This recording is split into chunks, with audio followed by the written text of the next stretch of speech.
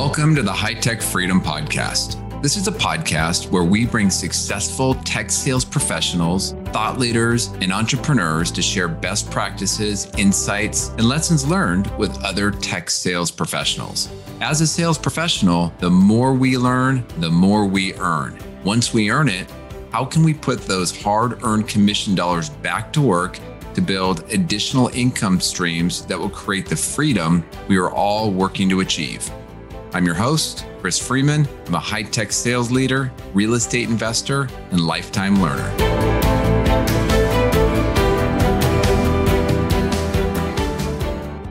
Rana, welcome to the High Tech Freedom Sales Podcast. How are you doing this morning?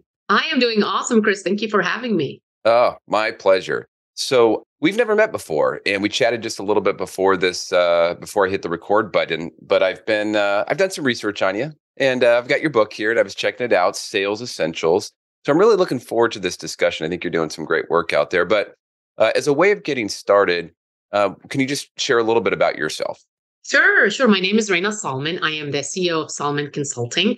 I've been in sales and sales consulting for close to 20 years now, and we work with medium to large organizations and also IT organizations to help their sales team elevate their performance. And that's done through strategy, but also through the execution piece, the content, the tools, and the training. I'm a seller at heart, Chris. I've been selling. I love to sell. And so when I'm in front of sellers, there's a lot of goodness that comes out in sharing best practices, but also lessons learned, I think, our failures as well. Absolutely. And when you are running your own business, you're an entrepreneur, small business like what you have, you are the chief sales officer, no doubt about it, right? So you're doing what you teach every day. Absolutely. We practice what we preach. We do not teach anything that we haven't tried and seen that it worked or why it didn't work. And then we dissect it and come back with answers for our customers. So just to level set, is your training, do you do one-on-one training or is it group training where companies bring you in?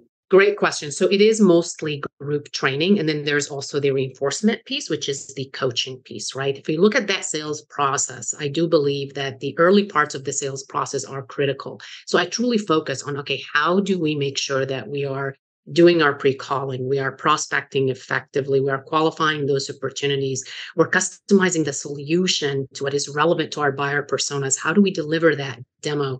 And how do we take that deal to a close and not miss certain important areas, best practices that we need to do to get us to that close win or to qualify out quickly, which is as important. Yeah. Well, I love that you brought up the point about coming back and doing some of the reinforcement training and follow-up, because I've been through a lot of training over the years and with different companies that I've worked for. And, I'm probably similar to a lot of salespeople. I get really excited, right? And I get excited, I run out and start making some adjustments to my process, how I do things. But then there's never any reinforcement. I mean, I've joked with my friends about how much money is spent on training that nobody ever follows up, and the management and the leadership don't actually work it into some of their inspection and discussions about how they look at deals and process.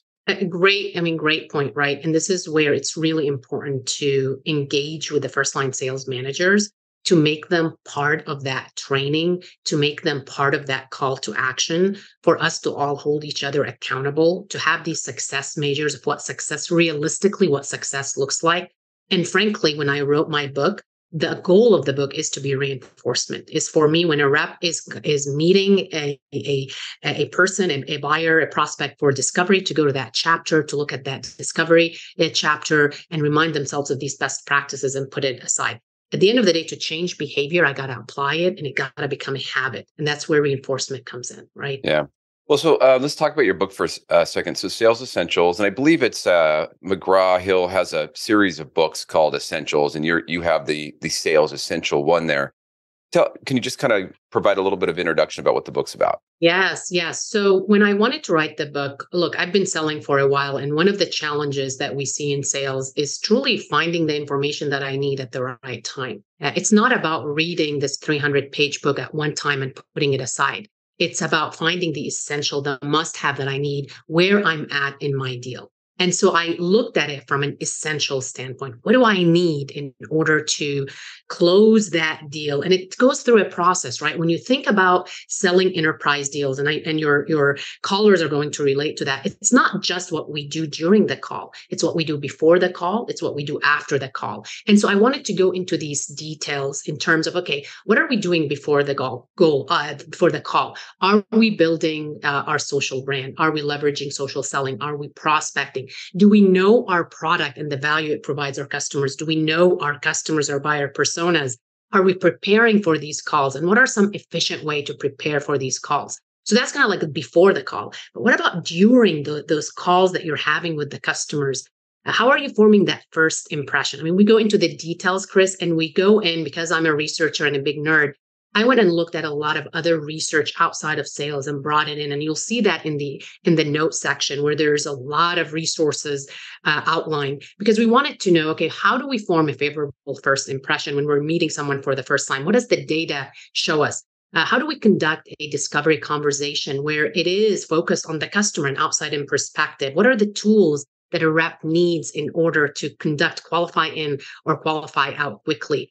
What happens when you go into the demo area? How do you ensure that your SE is enabled to align that demo to business outcomes instead of show up and throw up all of the features, all about the features and functions? And then how do you close that deal? How do you write a proposal? How do you deliver that proposal? And then once you get that deal closed, what happens after? How are you ensuring as a rep, because you are the orchestrator, you're the one that is managing all that relationship, how are you seamlessly handing off that deal to your colleagues to ensure that they're successful, to ensure that we're meeting what we promised our customer to do? How are we involved in the expansion strategies? How are we debriefing these deals, the wins and the losses? And so it looks at the whole area of how to approach a deal, a complex deal. And it also divides it into specific things that we need to do. And I also wanted to talk about, so then after that, we also talk about rejection. Like there's 2 chapters, the last chapters, I want it to be really authentic. Sales is not easy. You've been doing enterprise deals for a while, Chris. You know that there's many decision makers involved, and now they're all around the world. And you're doing this mostly through a virtual approach, maybe few meetings in person. So the traditional way of selling is totally different. And there is an impact on our mental health if we're not careful, right? So I talk about rejection. I talk about the research behind rejection. I talk also about the mental health challenges that our industry is facing. I wasn't aware of that because I'm a workaholic like many of us.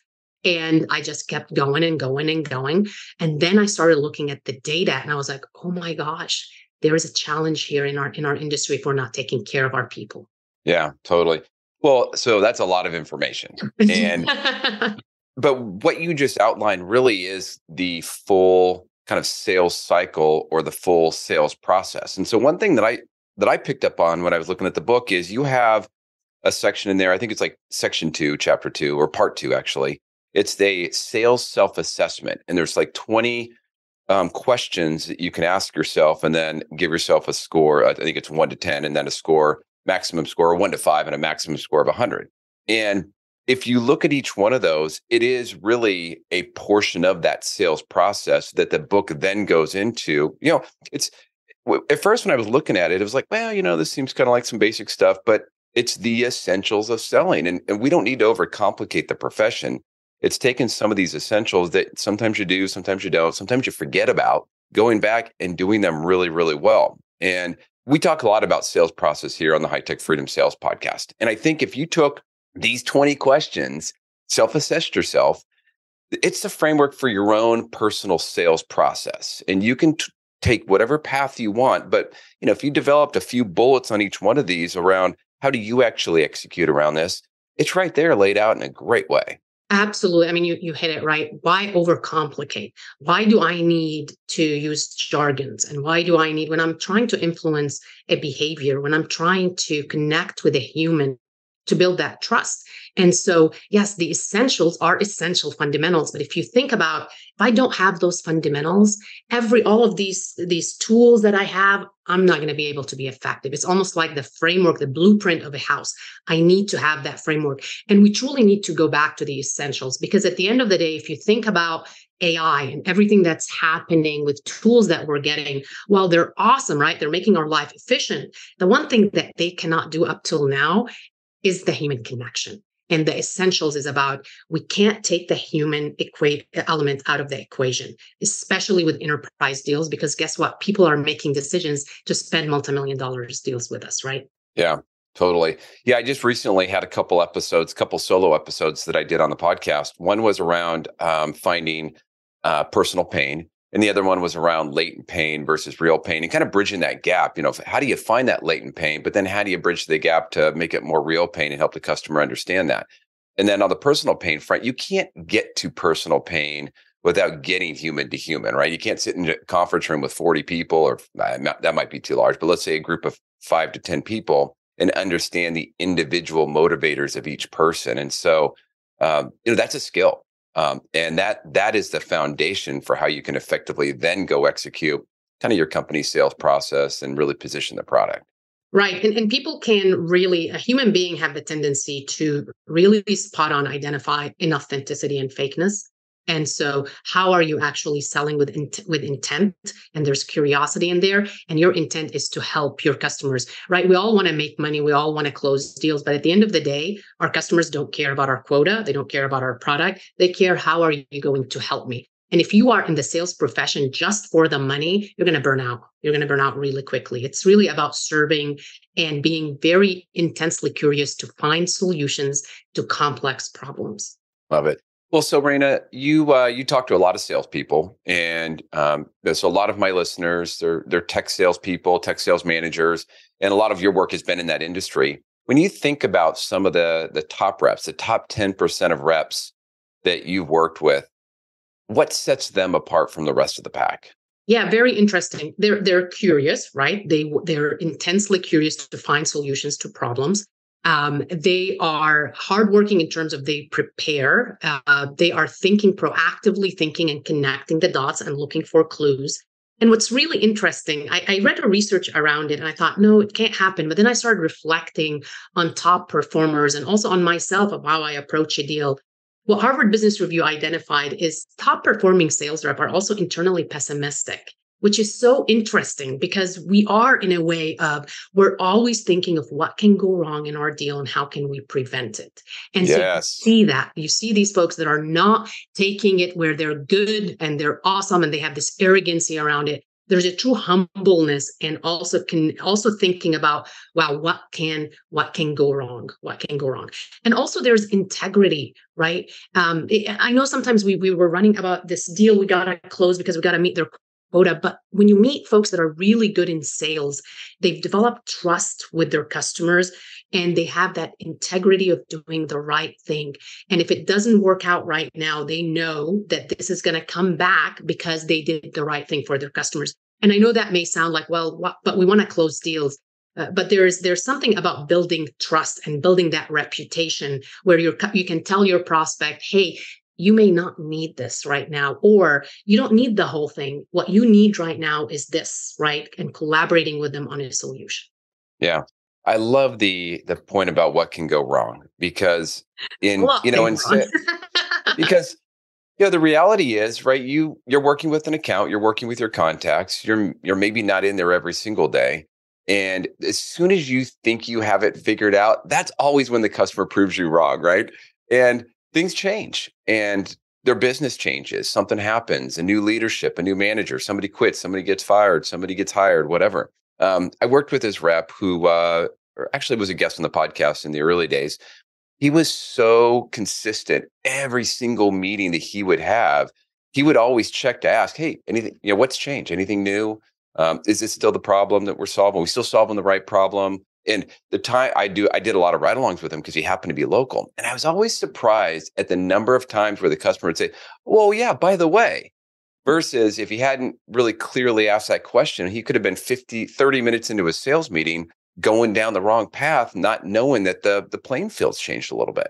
I love it. I just love what you just said, because especially in the world we live in today, there's so much uncertainties. You have your executive sponsor here one day and laid off the next day. And then you're left with, okay, what can, what do we do? By continuously staying close to your customers and asking these questions, and also summarizing what they told you. One of the best practices that we talk about in the book is the importance of follow-up, right? And I train on follow-up, because what happens after the call is what determines how the deal is going to progress. And part of that follow-up is to summarize what your customers told you, what that prospect told you, to show that you're actively listening, but also to make sure that you're not misinterpreting anything. And then you come back, Chris, like you mentioned in that meeting, that follow-up meeting, you pull up those notes and you say, hey, based on what we talked about, has anything changed?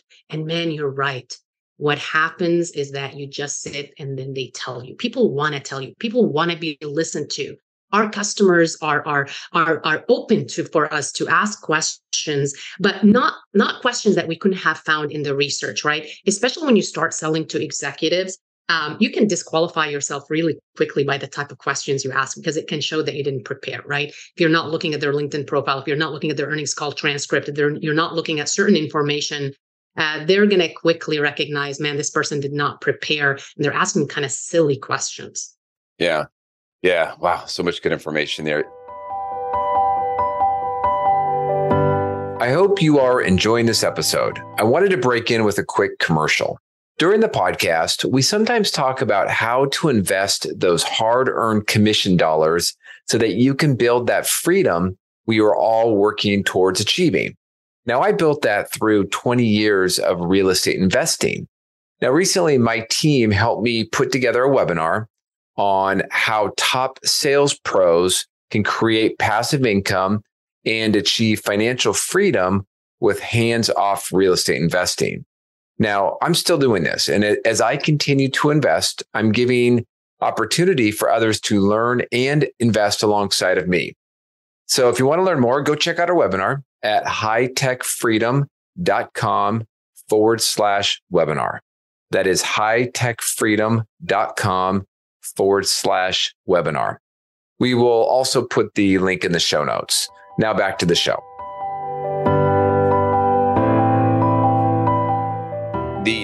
One of the things that's always frustrated me a little bit with is follow-up, and sometimes just the lack of follow-up, or the follow-up that's a follow-up more just promoting what it is that you wanted to promote versus recapping what the customer said. I mean, you can tie that in, but that best follow-up is, hey, the customers, they're not going to read your follow-up and they're not going to respond if it starts off with, hey, here are all the great things that we do. It's going in the trash, right? But when you recap what they said, and it's like, all right, by the way, we talked about solving it with these things. Please, keep me honest. Let me know if I missed anything. Right.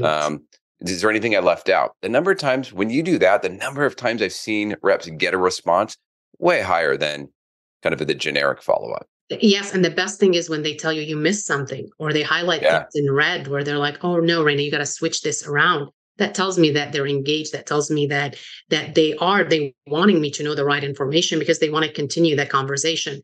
And it's also used as a way to also, if the deal goes cold a little bit and you come back to it, it's a way to look back at that and re-engage with them where you left off. I think at the end of the day, like you said, it's about people want to know that you are listening to them, that it's about them, not us, and that they are the center of our universe. And they're paying our bills. They're helping us also raise our family. Like, there is a lot of goodness in taking care of our customers, right? And it helps grow our business. So there's a win-win for both. Absolutely. Well, shifting gears a little bit. So you talked about, you mentioned something about layoffs, and there's been a number of layoffs, and generally just so much change in the tech sales world. And let's just say we go into a downturn. As a sales professional, what could a sales rep be doing now to better insulate themselves, better protect themselves, or just be better prepared in case things change? Yeah, I think number one, self-awareness. Like, take time to look at your strengths, your superpowers, and are you using those superpowers? Second thing, look at your blind spot, and are they becoming a liability? Because that's when they're evaluating who they're going to lay off. They're looking at all of that, right? And also look at your performance. You got to perform, right? And identify if you're not performing, why am I not performing? The second thing is you got to build your internal network, and you got to make sure that you're connected and that you're also having the brand or the reputation of someone that is reliable, that someone that has integrity, that someone that is a team player. And also, I would say prospect, man, prospect.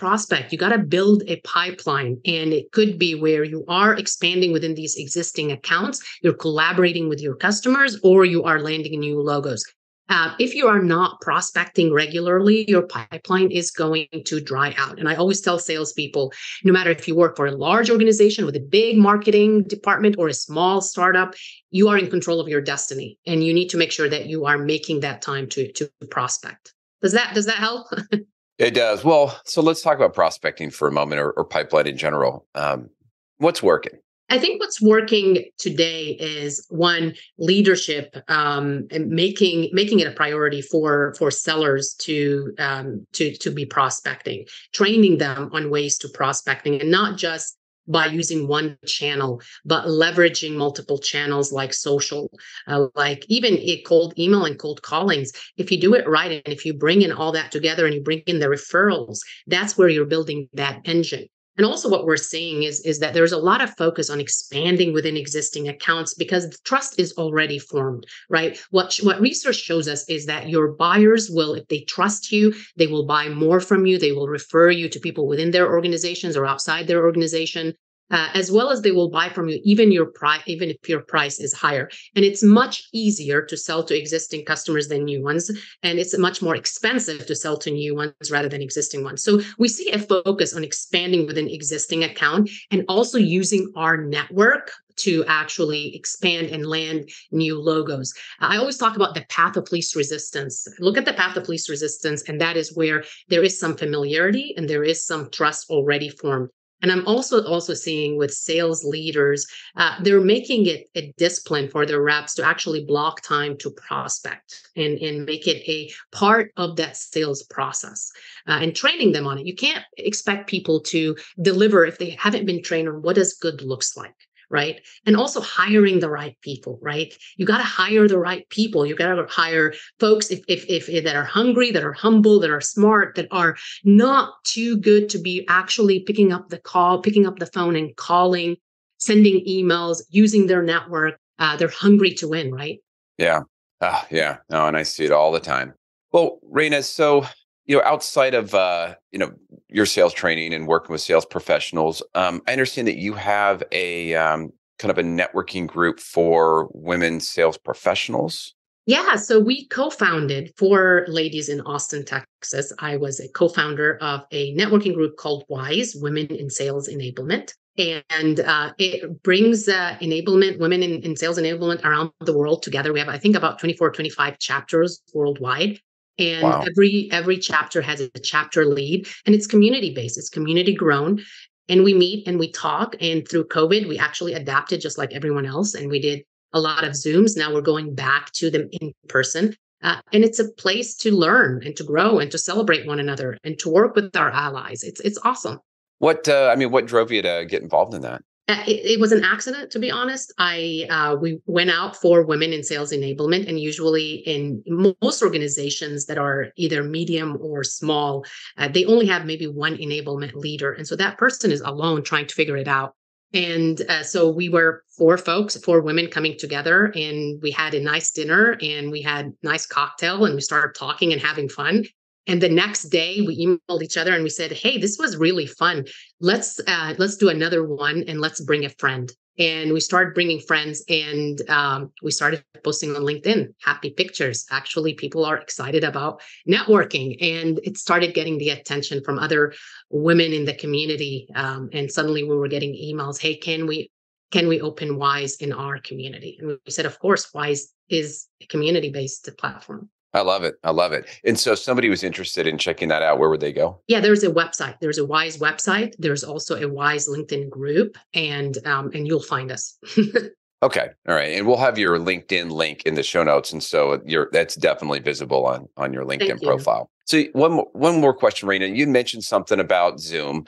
And, I think a lot of reps right now are struggling between the virtual selling, the in-person selling. They're trying to get more out in the field.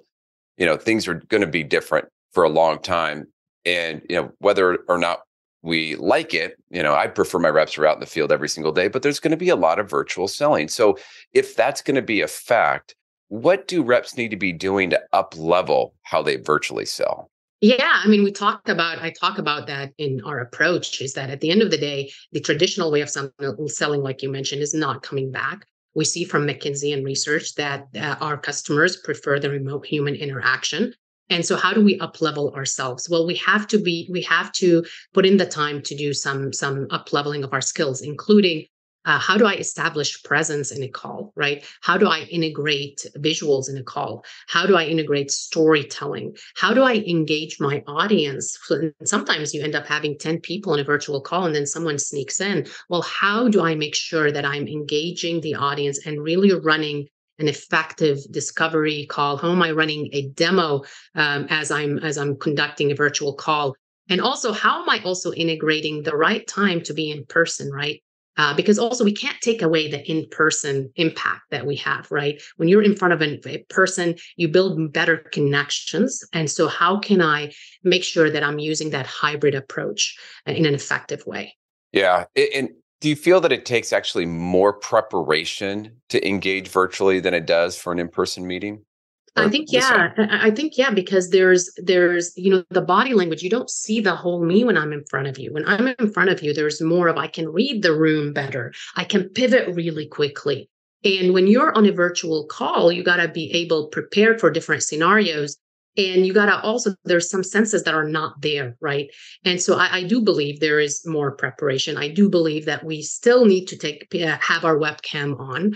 I know there's a lot of Zoom fatigue going on, but I would highly recommend for the reps that are listening and that are watching us that prioritize your customer calls and turn that webcam on, because that's how you can see that human. That's how you can connect with them. That's how they can see you. I mean, when they see how passionate you are to help them solve a problem, that is more effective than just our voice, where you're just hearing my voice and I'm not seeing you, and you may be multitasking right now if I don't see you. So there's a lot of goodness into turning that webcam on. And I know there is a lot of fatigue going on, but that's the importance of prioritization. Yeah. Well, Rana, as I told you earlier, I'm definitely fidgeting right now. So, but you can't see it. I'm too. So we're the same. Yeah. Well, it's really interesting because I've taken a few training courses over the years. And in fact, I recently took one on hiring, and, and they were all virtual.